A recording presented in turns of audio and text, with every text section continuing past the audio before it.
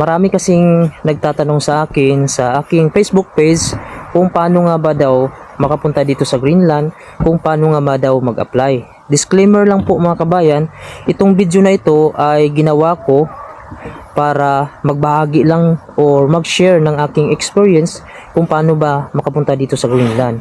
Ako po ay hindi konektado sa anumang recruitment agency na may kinalaman sa trabaho abroad. Dahil ako mga kabayan ay gusto ko lang po mag-share kung paano nga ba makapunta dito sa Greenland para kayo ay makaiwas sa mga anumang panluloko or mga scam. At ngayon mga kabayan ay sasabihin ko na po sa inyo at isi-share ko sa inyo kung paano nga ba ako nakapunta dito sa lugar ng Greenland. Para sa mga taong nagtatanong, marami kasi akong natatanggap ng mga comment, message sa Facebook page ko na Pinoy in Greenland, kahit po sa aking YouTube channel. Pasensya na po kayo mga kabayan, hindi ko talaga kayo maisa-isa na ma-replyan ko kayo mga kabayan dahil nag-iisa lang ako at saka busy tayo dito sa trabaho. Kaya itong video na ito ay ginawa ko para mas maintindihan niyo kung ano nga ba yung mga steps. So wag na nating patagalin mga kabayan, no? I-share ko po sa inyo kung ano nga ba yung pwedeng applyan at kung paano nga ba magsimula. Dati pala mga kabayan, no, ang inaplayan ko pala papunta dito sa Greenland ay ang recruitment po na work in GL. Sa Facebook page po yan, doon po tayo nag-apply.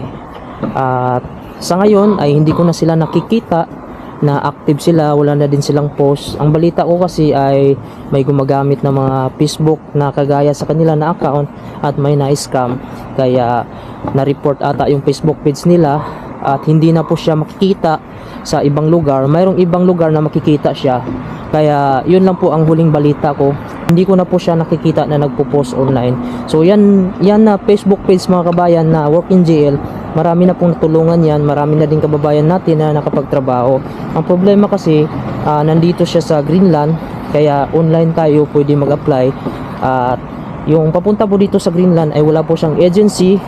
Sa ngayon, mayroon tayong pwedeng applyan na online dahil may mga kababayan din tayo na nag-apply dito. Ito po yung AgroJob Denmark. Kung makikita nyo yan mga kababayan sa Facebook page, mayroon yan silang Facebook page na AgroJob Denmark. Pwede din kayo dyan mag-submit kung mayroon silang hiring.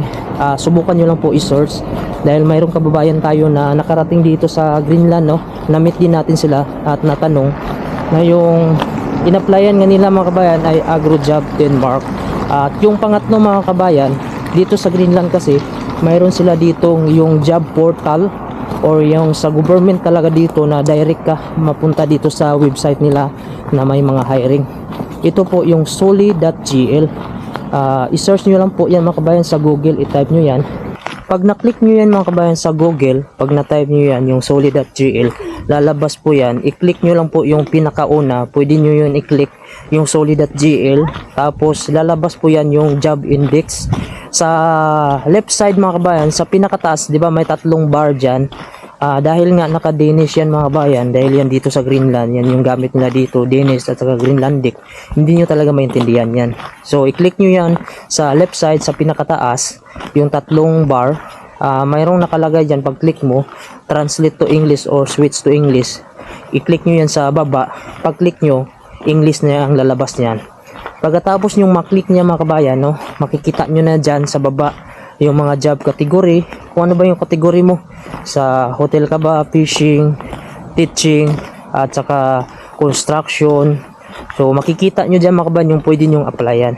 Sa akin mga kabayan, no, hindi ako makakasigurado na mabilis kayong makuha dito dahil nga online siya at syempre hindi natin alam kung ano ba yung priority nila, baka dito lang.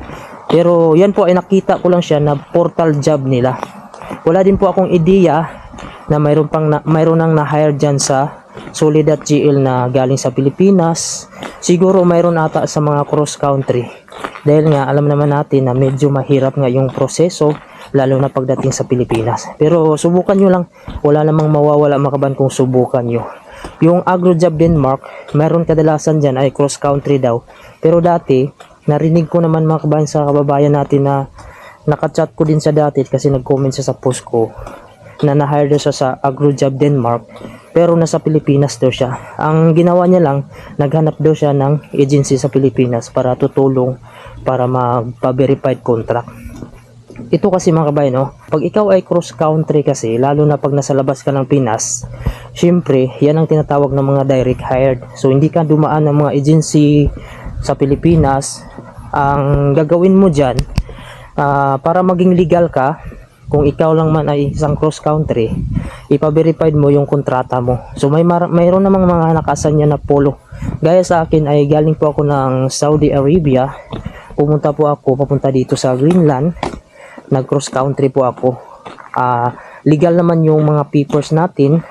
Sa Pilipinas, hindi lang tayo legal kasi nga hindi tayo nakaprovide ng mga kontrata para mabigyan tayo ng OEC.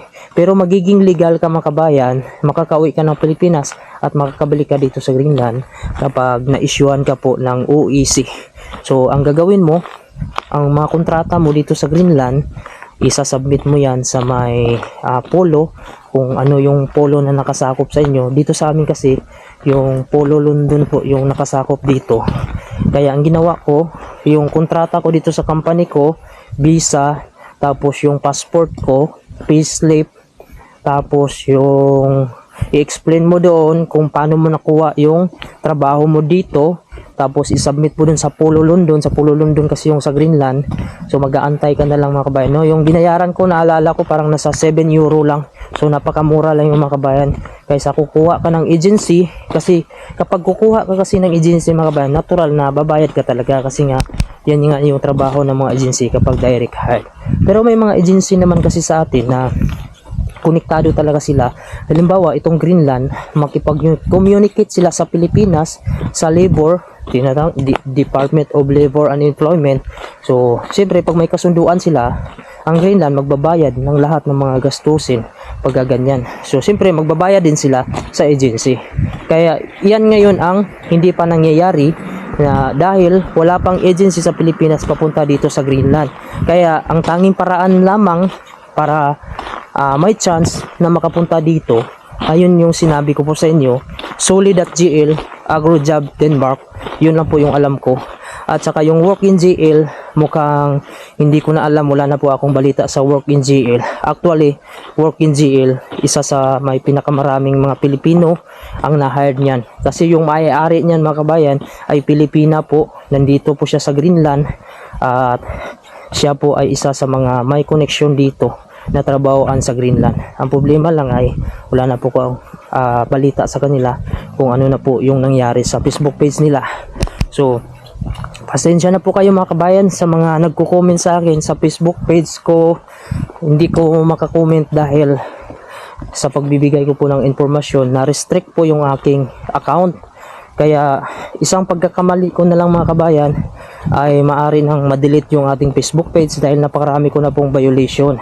Ang iniiwasan ko na lang kayo ngayon mga kabayan, yung mga caption na may about sa apply, hindi ko po siya sinasabi na word na hiring, apply, trabaho. So hindi po ako nagsasabi doon sa Facebook page ko.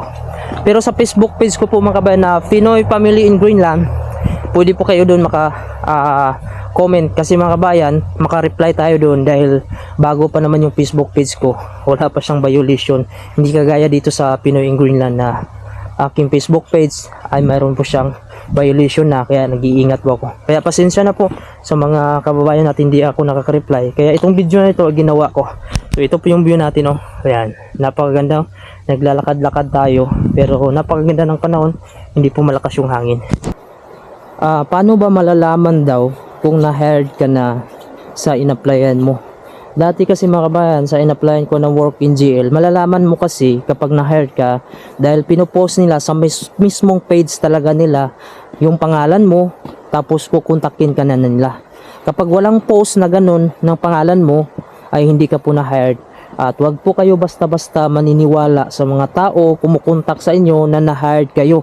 Lalo na kung gamit nila ay mga WhatsApp, yung Viber, tapos Messenger. Dito sa Greenland mga kabayan, yung number po dito, pag may nagkontak sa inyo, pag +299 yung umpisa, ibig sabihin Greenland yan. medyo may posibilidad yan mga kabayan. Tapos yung Denmark plus 4-5 siya, yan medyo may posibilidad din yan. Pero wag din kayo magtiwala agad dahil hindi natin alam kung mayroon ding mga gumagamit na nandito din sa Greenland na para mang-scam din. So basta wag lang kayo magbibigay ng pera. Ang pinaka-safe dyan mga kabayan, yung mga email talaga, kasi ako sa email talaga ako mga kabayan unang nag-apply kasi binigay sa akin yung email ad.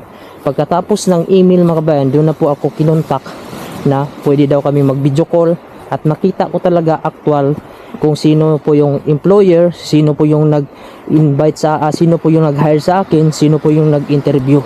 Kasi kung sa pamamagitan lang mga kabayan ng mga WhatsApp, nagmi-message lang kayo, wala man lang video call, hindi mo siya nakikita in person, mas mabuti pa mga kabayan, no?